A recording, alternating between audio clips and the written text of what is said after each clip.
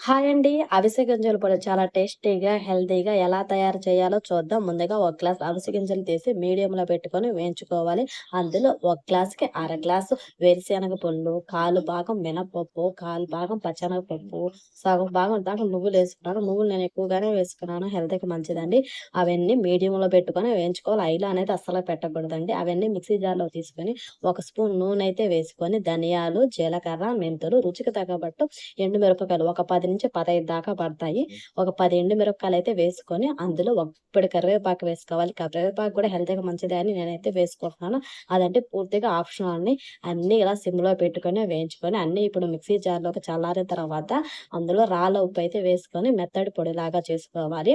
ఇప్పుడంతా పొడి అయిపోయిన తర్వాత, ఒక 2 గాని 3 వెల్లుల్లి గెడ్డలయితే తపకలు తీసేసి ఒలుసుకొని, అందులో గాని వేసుకుంటే అవిసె గింజల పొడి అనేది చాలా టేస్టీగా ఉంటది. ఇది వేడి వేడి అన్నంలో తింటే చాలా బాగుంటది.